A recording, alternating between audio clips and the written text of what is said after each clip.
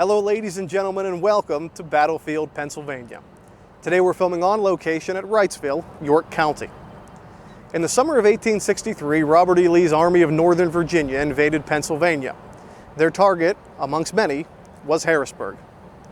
To capture the state capital, they'd first have to cross the Susquehanna River. And to do that, they'd have to take control of the Columbia Bridge. For that reason, on June 28, 1863, Confederate soldiers and Pennsylvania militia did battle here at Wrightsville. By the day's end, Harrisburg was spared, but the world's longest covered bridge was completely destroyed. Hello, I'm your host, Brady Kreitzer. Joining me today to discuss the Battle of Wrightsville and the burning of the Columbia Bridge is research scientist and author Scott L. Mingus Sr.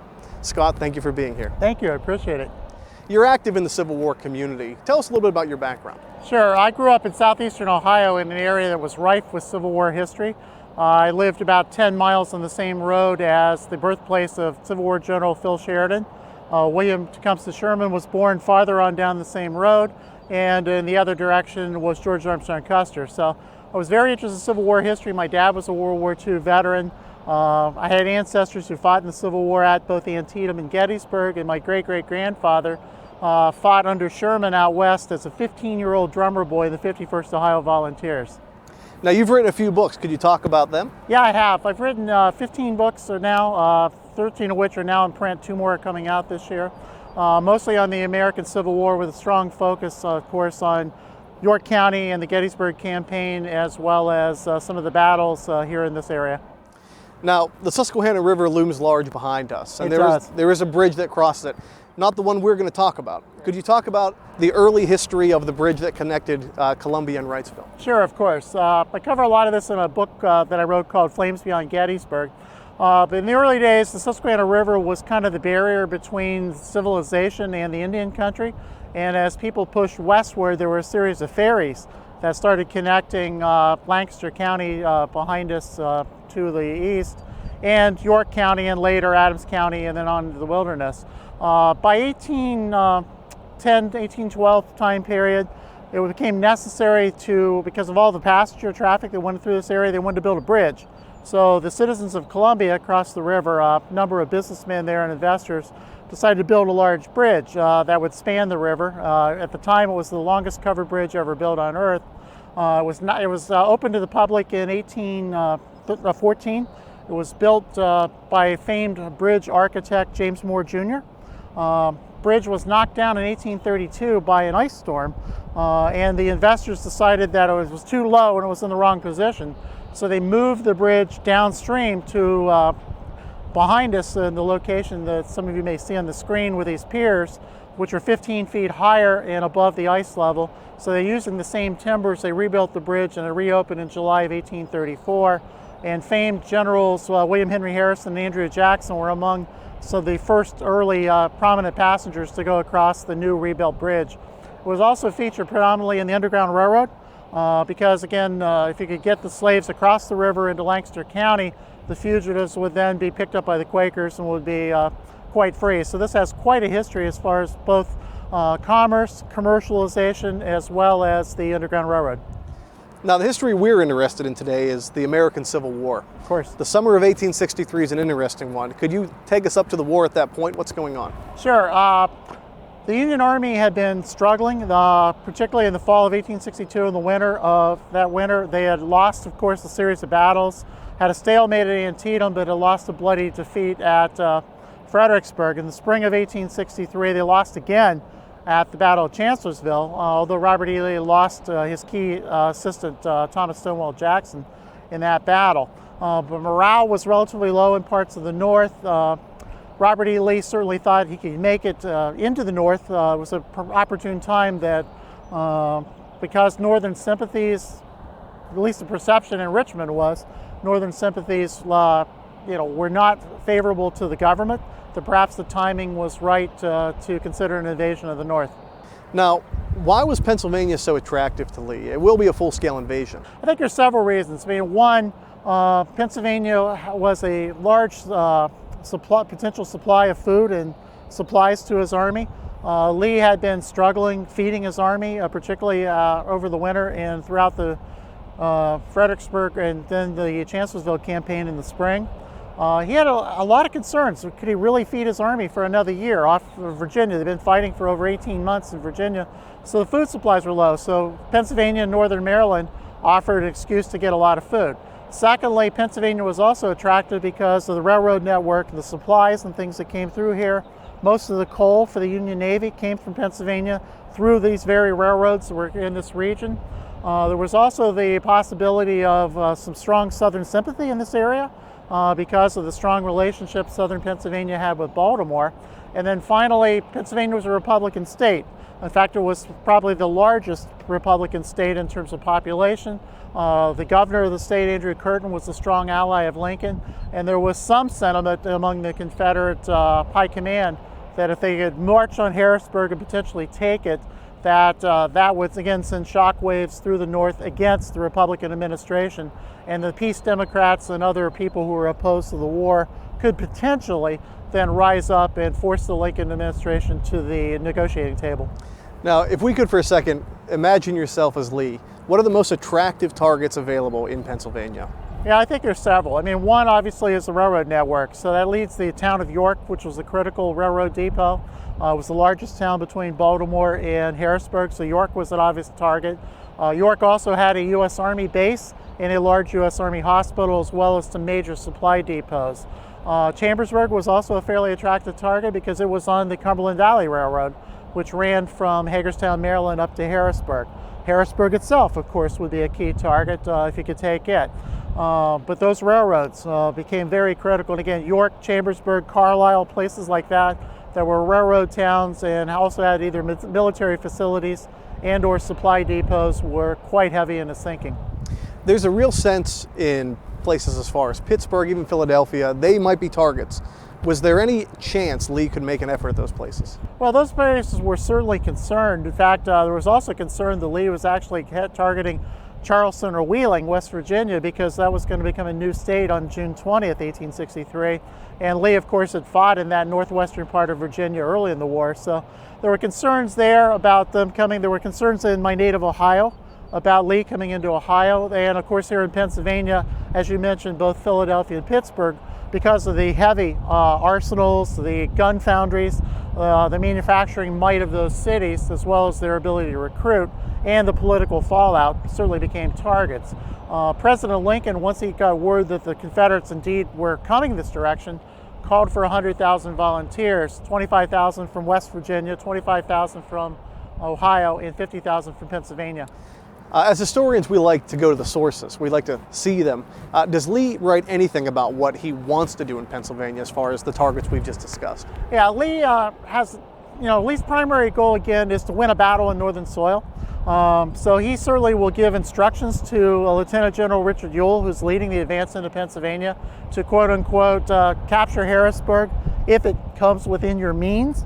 But Lee never explicitly wrote that he wanted to take Harrisburg and end the war. I mean, certainly for him, the battlefield was the objective, and the destruction of the Union Army was really his goal. And again, the key phrase is, if it comes within your means, then he would have taken Harrisburg.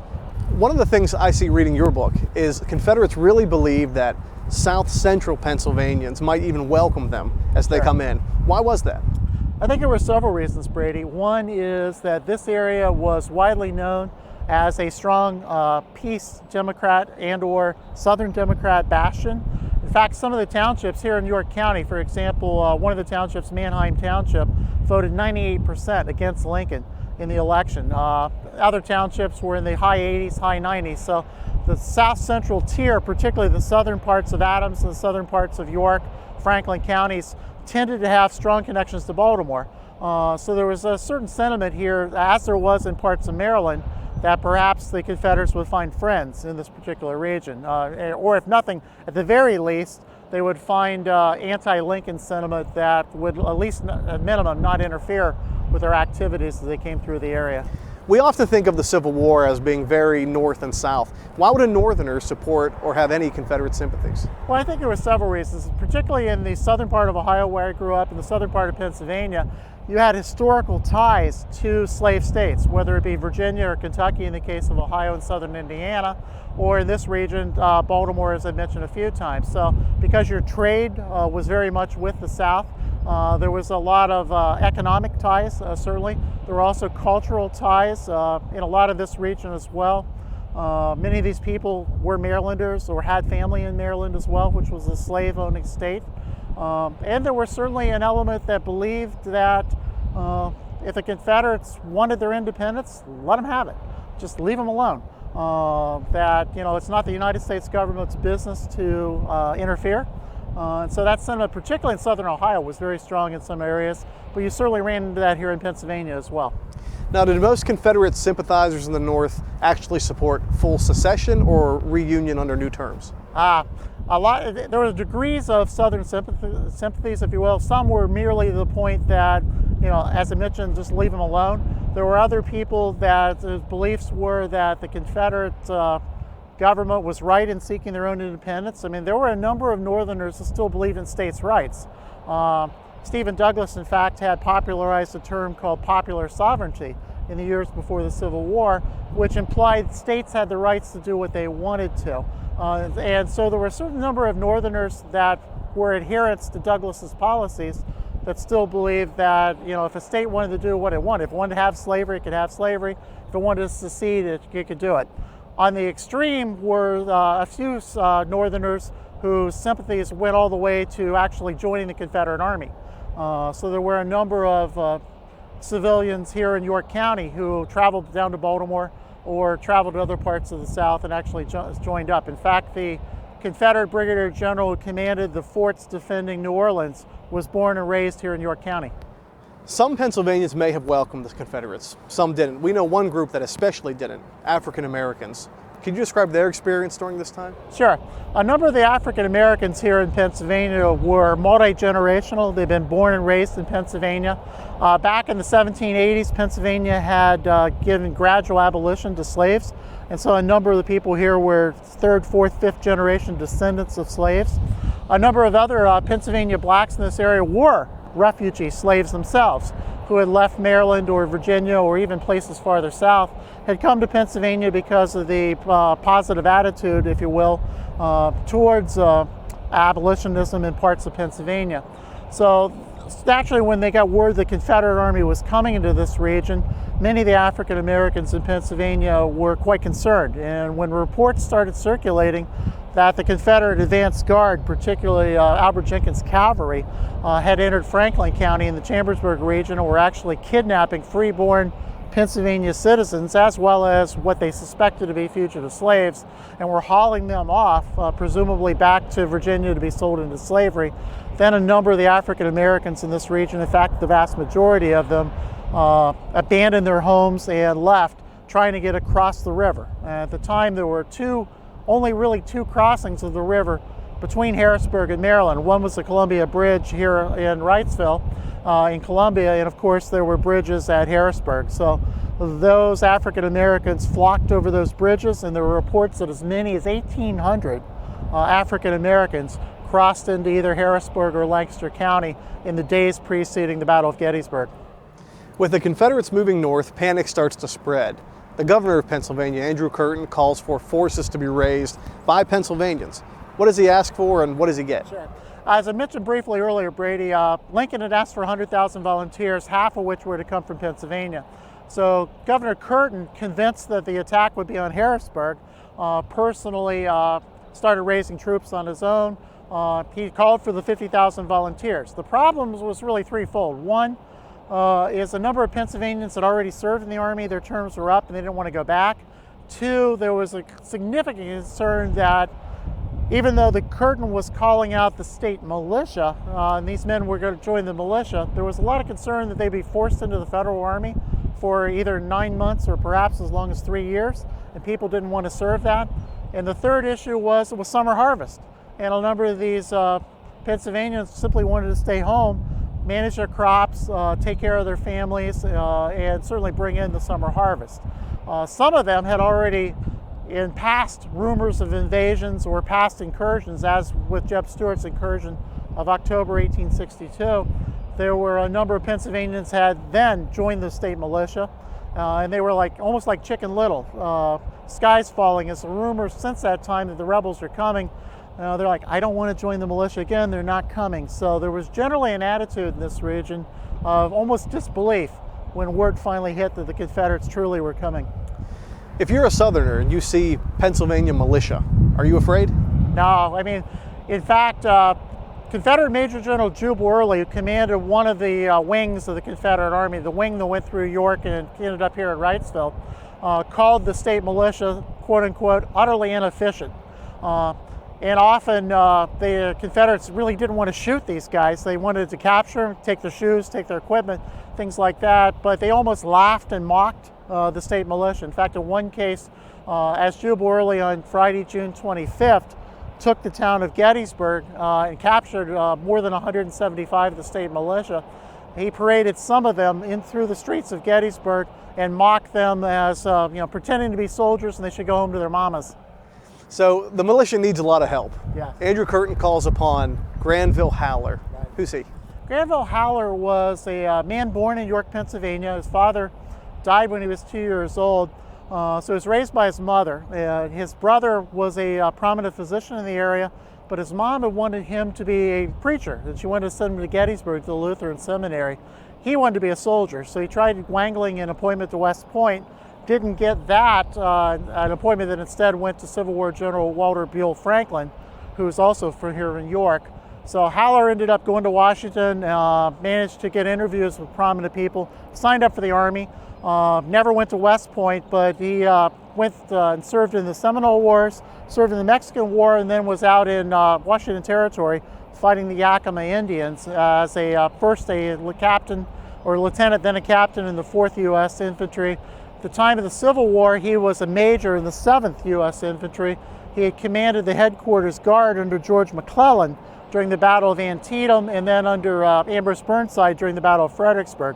But he got ill over the winter of 62-63, was back home here in York, Pennsylvania, recuperating, went to Harrisburg, offered his services to Governor Curtin, and because of his vast military experience and his political connections, having been a personal friend of George McClellan's, he was named to command the forces defending the river in York County as well as the railroad frontage in Adams County.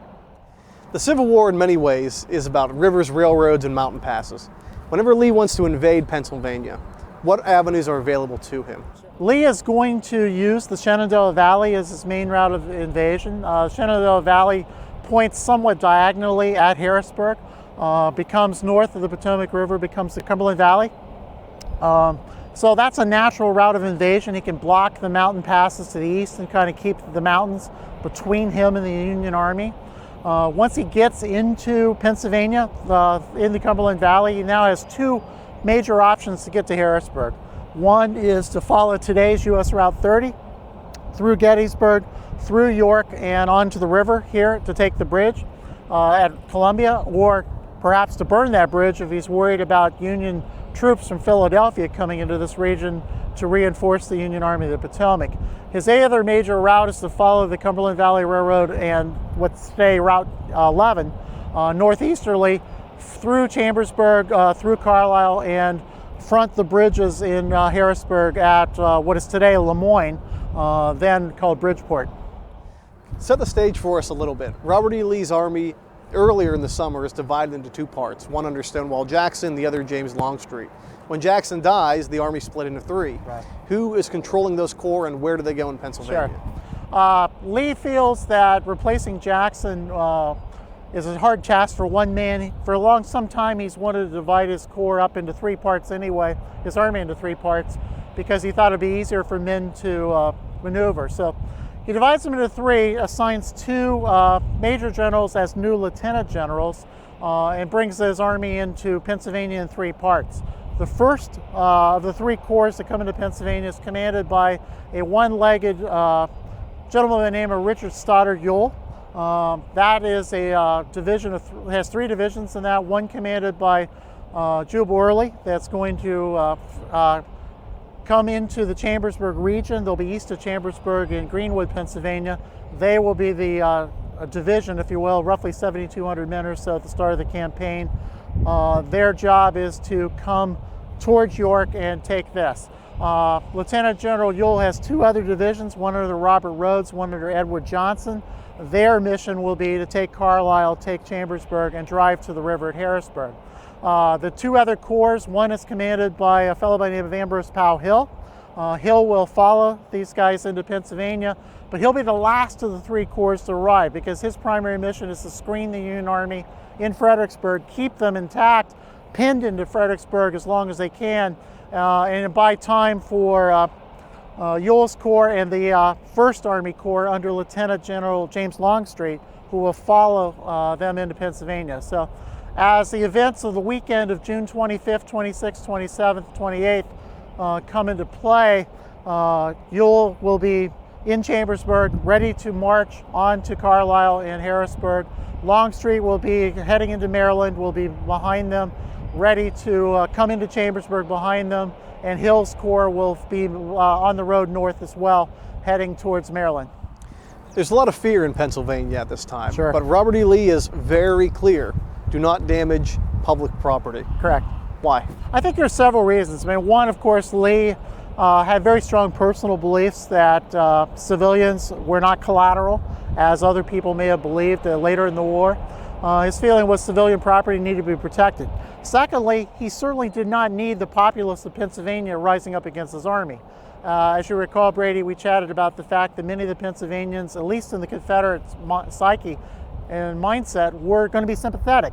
So you certainly did not want to antagonize them. Third, the goal wasn't to terrorize the civilian population, although that did happen, of course.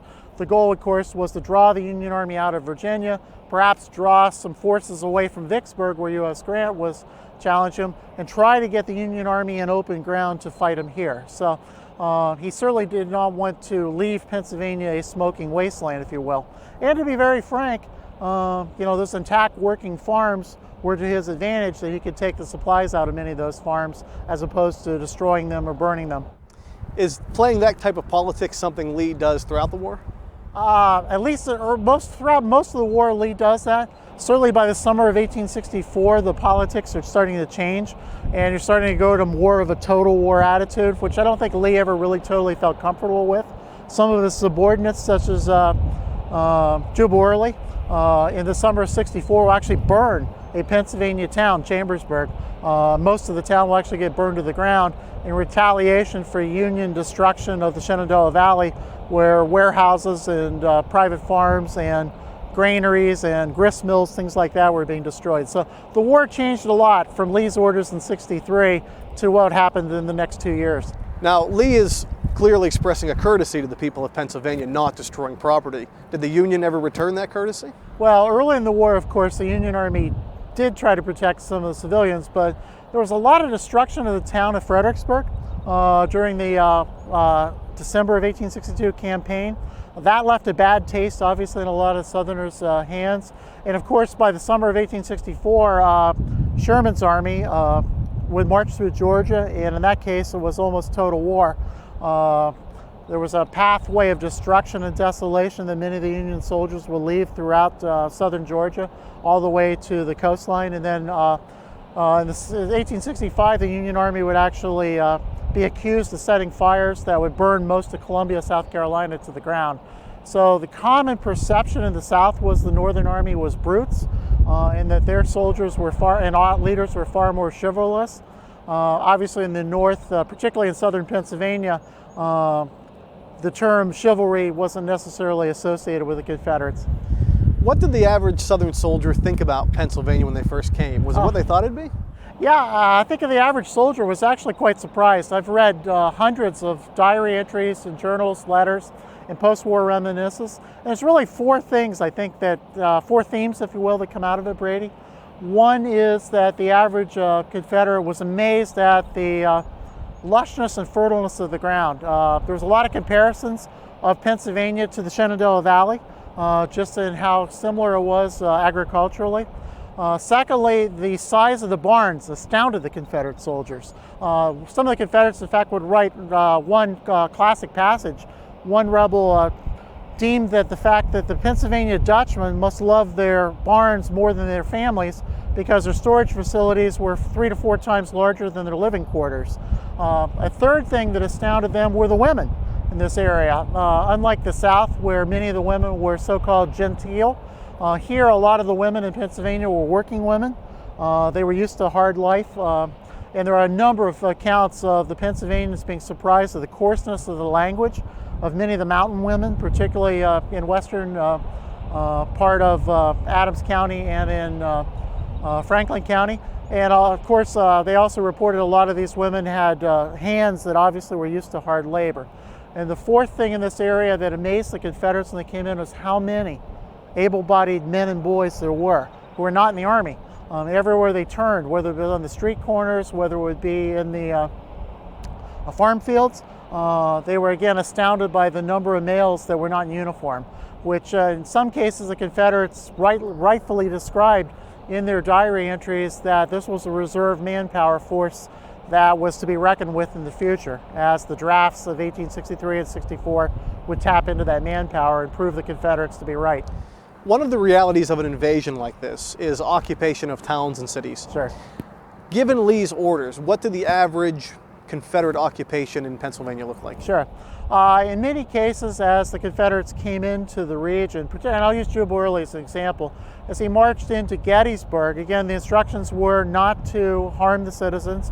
He often kept his troops camped outside of the towns, leaving a provost guard in the town to restore order, and frankly, to protect the citizenry. Here in York, Early posted guards around some of the key private businesses so that soldiers who were wanted to loot, or even as benign as sightsee, or perhaps steal things from grist mills or from flour bakeries, things like that, Lee actually would post guards at those facilities. So keeping the troops out of the towns as much as possible, other than leaving the guards, was very prominent.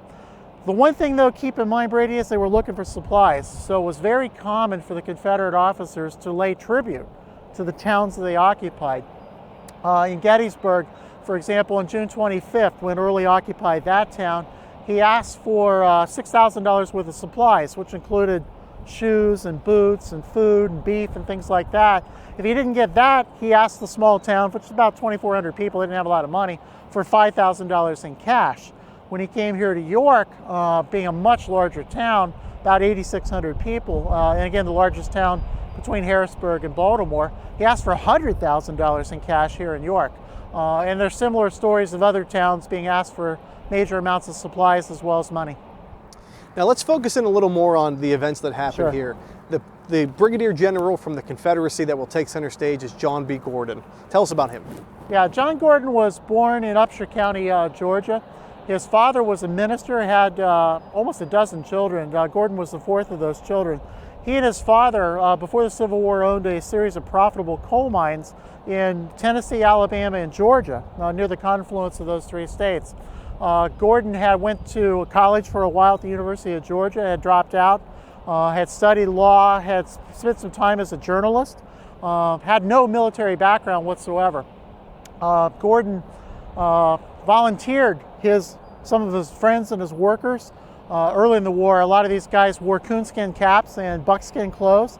They ended up in Milledgeville, Georgia, in the capital of the state, volunteered for the Army, and the governor took one look at him and said he had enough troops. So Gordon, on his own, financed telegraphing the governors of other key states, managed to convince the governor of Alabama to accept his men. So he bought tickets for 100 guys, went to Alabama, and was commissioned as a private in the 6th Alabama Infantry, was soon elected as the major when that regiment was formed, became its colonel, then fought in the Sunken Road at the Battle of Sharpsburg, where he was shot numerous times. In fact, by his own account, he was laying bleeding, dying, drowning in his own blood with his face down in his kepi after his cheek was shot by a Union bullet.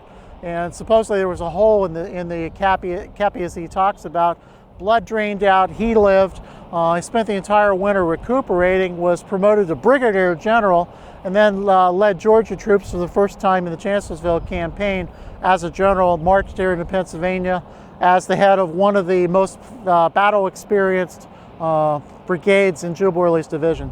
With the Confederates bearing down, both sides know that this bridge, the Columbia Bridge, is vital to defending and capturing Harrisburg. Right. Could you reiterate why that was so important? Yeah, I think it's an important point to realize that, again, from Harrisburg south to Conowingo, Maryland, there's only one way to cross the river south of Harrisburg, and that's this bridge. There were a couple fords, but they were underwater because it's been raining very heavily this spring. There are a number of ferry services that still existed as well, but all the ferry boats, of course, are going to be no value to the Confederate Army because they're all going to be taken to the eastern riverbank. So to defend Harrisburg, it's really fairly simple. If you can protect the bridges at Lemoyne and Harrisburg, today's Lemoyne, then Bridgeport, and the bridge here at Columbia, you can keep the Confederates off the river. And so Harrisburg can be protected relatively simply by simply putting troops in those two locations en masse and either burning those bridges or destroying the ability of the Confederates to get across the bridges.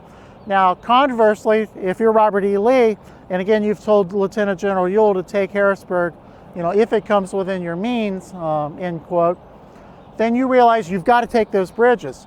Or if you decide you can't really get to Harrisburg, then you need to destroy the bridge here at Wrightsville and Columbia, because there's a lot of Union troops stationed in Philadelphia that can quite easily move into this region via rail and be here within a matter of hours to prevent another front, which Lee's going to have to fight. So the bridge becomes really important. Now, Lee's original orders to Ewell, who in turn sends them to General Early, is to burn this bridge, because at the time, the impression is that the battle's going to be fought somewhere in northwestern York County or somewhere in Cumberland County, perhaps, on a line between York and Carlisle, and having this bridge out of the way, again, prevents Union troops from coming onto Lee's left flank if you assume a defensive posture, which General Longstreet, of course, is going to encourage him to do here in Pennsylvania. Well, as I mentioned earlier, General Early believes the militia is, quote unquote, so utterly inefficient, he decides that I'm going to capture this bridge, I'm going to take Harrisburg on my own, I'm going to take my troops into Lancaster County, I'm going to mount them on all the captured horses we can find in this region. In fact, more than 1,000 horses have been taken across this toll bridge into Lancaster County. Nice windfall for the bank that owns the bridge, but a windfall potentially for Early if he can get all those horses, mount the Louisiana Tigers or Gordon's Brigade, and then go take Harrisburg on his own. And in fact, the ever-aggressive Early believes he personally can, end the war, if you will, by such a maneuver. So his actual orders are to burn this bridge. He'll decide on his own on the 25th and 26th that it's better to take the bridge. So this is the world's longest covered bridge. Correct. As important as it is, both sides are fully willing to burn it down. Correct. Yeah, and that's the irony, that eventually, as the events are going to happen, both sides certainly realize its importance. In fact, Governor Curtin and Major General Darius Couch in downtown Harrisburg have actually ordered the Conowingo Bridge down in Maryland, as well as the Columbia Bridge here on the banks of the Susquehanna, and the railroad bridge and the covered passenger bridge at Harrisburg to be loaded with fuel oil and or make other preparations to burn it. So as the Confederates are starting to come into Pennsylvania, actually here in Wrightsville and Columbia, they will bore holes in the superstructure of this bridge. They'll load it with gunpowder, and they'll be prepared to try to blow the superstructure apart, hopefully to damage the bridge to the point that the Confederates cannot cross into Lancaster County, and hopefully then the civilians can rebuild the bridge rather quickly and resume it, because this bridge is very important to the economy of this region. The Pennsylvania Turnpike goes across it, the main road between Philadelphia and Pittsburgh.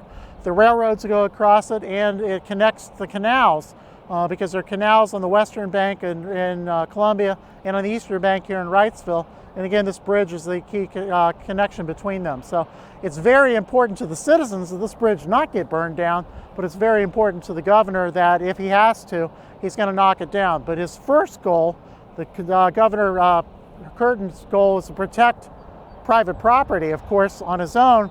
And so they will put troops here in Wrightsville to try to protect the bridge with burning it as a backup plan only if necessary. Now, vital to the events that happen here is the occupation of York. And that's an amazing story. Could you take us through how York is captured by the Confederates? Sure. Gettysburg fell on the afternoon of June 26th, Friday, June 26th. On Saturday the 27th, the Confederate Army starts marching towards York County to get this bridge. The citizens of York really don't know what to do. They do have an Army camp there, but the Army camp doesn't have a lot of soldiers in it. U.S. Army Hospital has only less than 100 guards. They've got more than 1,000 patients in the hospital, but most of them are, again, patients. So they're not much of a military force either. So York is debating what to do, and a young York Quaker businessman by the name of Arthur Briggs Farquhar jumps in his carriage, rides west, tries to find a Confederate officer to try to protect York. As Brigadier General John Gordon is leading General Early's vanguard through the town of Abbottstown, right on the York-Adams County border on US Route 30 west of here, Farquhar will run into General Gordon, and he'll, ostensibly try to protect the women and children of York, because there's a lot of rumors the Confederates are going to pick a town and burn it down, or otherwise interfere with the civilian businesses and civilian families and lives here in Pennsylvania. Farquhar gets assurances from General Gordon that no, we're not here to harm women and children. We're not going to harm your factories. But we don't want any interference when we go to York. So he's sternly warned by General Gordon that go back to York and tell them we're coming in peace, but we certainly don't want any resistance. So Farquhar makes a mad dash, probably a record speed, back down to the town of York, tells City Council about this, and the mayor and a couple of city councilmen, a retired U.S. Army colonel, and a couple other leading citizens jump in Farquhar's carriage to go back out to find General Gordon, and they officially negotiate with him for the peaceful occupation of York. Jubal Early will later, after the civilians leave, ride down from his camp in Big Mount, Pennsylvania, north of Farmers, the village where Farquhar's now met a second time with General Gordon, and Early will approve the plan. So the next morning, Sunday, June 28th, the Confederates will march into York. Now it's Sunday morning, so a lot of civilians are in their Sunday best, they're in their finery, they're ready to go to church. Church bells are ringing as the Confederates come in, and the contrast between York civilians in their Sunday best clothes and these grimy, dirty, smelly Confederates who've been on the road for 2 weeks, who really haven't bathed and are wearing the same uniforms, is an incredible contrast. They're dirty from being on the roads, etc.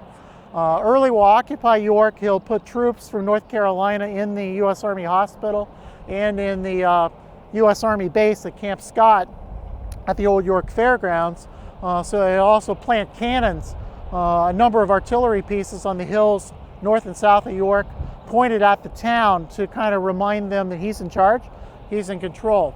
He will ransom the town for huge numbers of supplies. He'll end up getting more than 2,000 pairs of shoes from the community and from the town. He will also ask for $100,000, as I mentioned earlier, as his tribute from the town. They'll go door to door, Brady, and they'll collect $28,610 in cash from the citizens of York, PA, which the Confederates will use to further their war efforts. Now, years later, General Early, somewhat facetiously, but perhaps with a tone of bitterness, will tell a number of newspaper reporters that back during the war, I asked for $100,000 from York, PA. I never got the rest of my money. I want it now with interest, or I'm turning York into a collection agency. He even sent a letter to York to that effect and signed it J.A. Early Esquire, attorney at law, Lynchburg, Virginia. Now, with York under control in Wrightsville and Columbia, everyone knows they're coming here next. Sure. They begin preparations. What do? Yeah, for several days they've been trying to guard the riverfront. A number of workers from the railroad, a number of the black civilians from this region who worked in the rolling mills or the lumber yards or the lime kilns that were here in this area, helped build the railroad defenses, because again, this bridge is private property, but it's used by the Pennsylvania Railroad as a key connector between Philadelphia and York, and of course to Harrisburg. So there's a lot of preparations that have been going on for some time.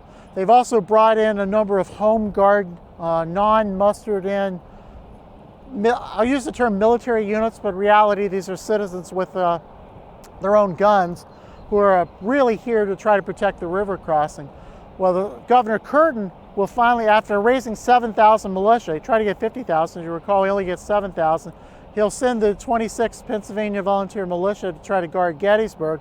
Early's brushed them aside, called them utterly inefficient. He sent the 20th Pennsylvania Volunteers to guard York. Well, that didn't work out real well, and to guard Hanover Junction. And he sends the 27th Pennsylvania Volunteers, who are a little more seasoned unit under a little better leadership, here to protect the riverfront. So as the troops pull out of Gettysburg and pull out of Hanover Junction and York, many of what's left of the shattered 20th and 26th Pennsylvania Militia will come here and join the 900 or so men of the 27th Pennsylvania Militia guarding the riverfront. Also, many of the patients of the U.S. Army Hospital who can still fight will form their own battalion, and more than 200 men who, again, are some of which have no arms, may not have a leg or a foot, may have some other injury, bandages to their heads. Quite a motley looking crew that probably doesn't strike fear in anyone's mind, but they are veterans of the Army of the Potomac. So it's quite a motley force that Major Haller and Colonel Frick, Jacob J. Frick of the 27th Pennsylvania, have assembled here to defend Wrightsville. He's got probably 1,500 men or so here at Wrightsville, and Gordon's going to come marching out on the afternoon of Sunday the 28th with more than 1,800 Georgia infantry, a couple hundred Confederate cavalry from Virginia, as well as 4 artillery pieces. John B. Gordon moves out of York. You have these forces at Wrightsville, June 28, 1863. Take us through the battle. Okay, Gordon will relatively slowly approach this region. Now, he will later claim that he's got a map of the defenses of Wrightsville in his pocket that was allegedly given to him that morning when he passed through York at about 10 or 11 o'clock in the morning. It takes about an hour or so for his troops to move through a town. At some point during that troop movement, he says a girl gave him a bouquet of red roses. And in that bouquet was the complete plans of the Wrightsville defenses. Even if this story is true, he's got these plans. He takes forever, takes a very leisurely march out here, leaves York, mentioned probably by 11 o'clock or noon at the latest. He takes him almost 5 hours to march the 10 miles to get here. And it's probably closer to 5:30 or so in the evening when he will arrive here in Wrightsville and start deploying his troops. Gordon will deploy about a couple miles or so west of town at a place called Strickler's Ridge. He will deploy his 6 regiments of Georgia infantry, send 3 of them south of town because the town is defended by a horseshoe-shaped set of defenses manned by these 1,500 motley militia and injured veterans, and a company of black civilians who have stuck around. They're a home guard company from Columbia and from Wrightsville who are rolling mill workers. These guys stuck around and they've got guns now at this point. So Gordon will deploy, send 2 regiments north of town, 3 to the south, as I mentioned. We'll have the 31st Georgia slowly advance towards the Union line to pin them in place while he's trying what in military terms is called a double envelope or envelopment type movement to try to pincer the Union militia, capture them all, get 1,500 pairs of shoes that his men need, as well as all the equipment of the state militia, because they get nice shiny guns and new backpacks, knapsacks, things along those lines, as well as all their accoutrements. But that movement's going to get thwarted because the state militia, surprisingly, puts up a little better fight than anybody expected. They don't turn and run like they have in other places, particularly at Gettysburg, back on June 26th. Here on the 28th, they put up a fairly stubborn defense, and Gordon's delayed long enough for the state militia to start pulling back across the bridge. They're going to try to blow the bridge up as the Confederates approach. As it turns out, all they do is knock the walls and the roof off the bridge. Because it's a railroad bridge, the superstructure, the decking is still intact, and so their next goal is to try to burn the bridge. They hastily will start rolling barrels of fuel oil 1.25 miles from Columbia to the Wrightsville side of the bridge. They'll douse what's left of the superstructure with the coal oil, and as the militia retreats, they'll set the bridge on fire. So amazingly, it's the Union Army in their retreat that burns this bridge. Talk about the mechanics of taking a bridge like that down, and how fast does it take to burn? To take the bridge, obviously to take a bridge like that down, it's going to take quite a while for it to burn. Now keep in mind the original goal is just to burn a little piece of it, and again have the civilians be able to rebuild it. So as the troops are moving through the bridge, it's now on fire. Unfortunately the wind shifts, and now you've got the wind pushing the fire heavily towards Columbia, and it's going to take about 6 hours for the entire bridge to be consumed. All but 20 or so of the state militia are going to make it across the bridge. They will end up being captured by the Confederate soldiers. And unfortunately for the Union cause, the bridge fire is way out of control. General Gordon, in fact, because again his orders are to take the bridge, even though the original orders were to burn it. Now he wants to capture the bridge. He starts asking the citizens of Wrightsville for, do you have a fire engine? Do you have buckets? Do you have horse troughs? Do you have water pitchers? What can we use to put out this bridge fire? And of course the citizens are like, we don't have anything, let it burn, in effect. Well, then the wind shifts again when the storm blows in, and now the winds are blowing back towards Wrightsville. And this area where we're sitting here, Brady, was a series of lumber yards lining the river. There were manufacturing shops, there were warehouses, there were wooden iron foundries and other structures in this region. And now the entire riverfront's on fire, and now everybody's got a bucket, everybody's got a horse trough, everybody's got a water pitcher, because now it's their town that's threatened, not the bridge. So there's all this fear about these terrible Confederates coming in and causing damage. John B. Gordon actually orders his men to do something pretty incredible at this point. What does he say? Yeah, Gordon will, again, remember Lee's orders were, number 72, were to protect private property. Gordon will order his men to form a bucket brigade and to actually start dousing the fires. There are reports, in fact, that they will dynamite a couple buildings, not really dynamite, they'll use gunpowder, but they'll actually blow up a couple buildings to make a fire break. And his men will, arm over arm, they will pass water from here in the Susquehanna River behind us, or the Susquehanna Tidewater Canal immediately to our south, and they'll actually pass the water uphill, and they'll douse the roofs of the town's businesses and the town's houses to protect them. So it's very ironic that a number of Confederate soldiers, particularly for the 26th Georgia, are involved in this activity of protecting Wrightsville, when that morning in the march through York, General Gordon had informed them that their hometown of Darien, Georgia, had been burned by Union soldiers. And so ironically, these guys knew their own town had been burned down, and yet they obeyed the order to save a town in Pennsylvania that was on fire. It's an amazing story. What an amazing time period. Now let me ask, the fire itself is so big. How far could you see it as night fell? As night fell, there were reports. I mean, it was clearly, the glow in the sky was clearly visible as far away as Harrisburg. There was very visible in Adams County, places with higher elevation, and was certainly also quite visible, some accounts say, as far as some of the high points in Maryland, you could see it, and as far east as Coatesville, Pennsylvania, which is over in Chester County, you could supposedly see the glow. So it was quite evident. In fact, the Philadelphia newspapers would later report that they thought the town of York was on fire. June 28, 1863 pales in comparison. Many people haven't heard of it or understand why it's so important, but July 1st, 2nd, and 3rd of 1863, everybody knows. What happens to these soldiers after Wrightsville? The state militia themselves will stay on the Columbia side of the river behind us. They will protect the river crossing. They'll actually start coming back during the Battle of Gettysburg, and they will round up deserters and or other Confederates that were remaining behind here in York County. Gordon himself, General Early will come to the riverbank, will somewhat chastise Gordon for his inability to get across the river. He kind of knew this was coming because as he rode here, he could see this column of smoke from the burning bridge, and he knew, unfortunately, his dream of taking Harrisburg was gone. Early's division will camp in York until the morning of the 30th. Gordon, of course, will return there as well. They will receive orders to march to the west as Lee's concentrating his army in the Cashtown, Heidlersburg region. They're going to fight at the Battle of Gettysburg on July 1st, 2nd, and 3rd. Gordon will lose almost 25% of his force. Early will lose Gordon will lose about 500 men or so out of the 1,800 or so he has here. Early will suffer about 25% casualties of the Battle of Gettysburg. So many of the men, ironically, who are saving Wrightsville by passing buckets, arm over arm, buckets of water uphill, will have those arms removed as a result of injuries at Gettysburg.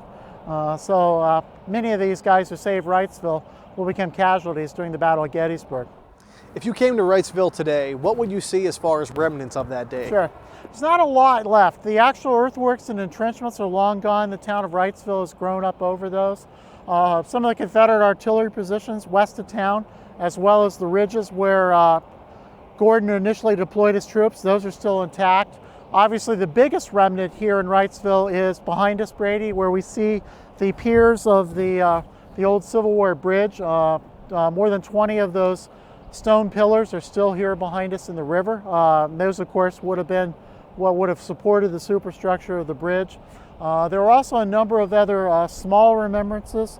The canal is still here, parts of the canal where the Confederates would have dipped water and taken buckets of water uphill to save the town. Some of the leading buildings are still here, one of which, in fact, is the Rewald House, and we'll talk about that, obviously, for a second. That was the home of the mayor of the town. His daughter, on the night the bridge is burning, will ask General Gordon to say thank you for saving her father's house and saving much of the town. She will tell him, come on back in the morning with as many of your staff as you can bring and I'll feed you breakfast. So Gordon will show up in the morning of June 29th, will eat breakfast before his men leave, head back to York. That house is still here, it's privately owned. And there are a number of other smaller remembrances as well. What do you think should be the ultimate legacy of this battle? Why does it still matter?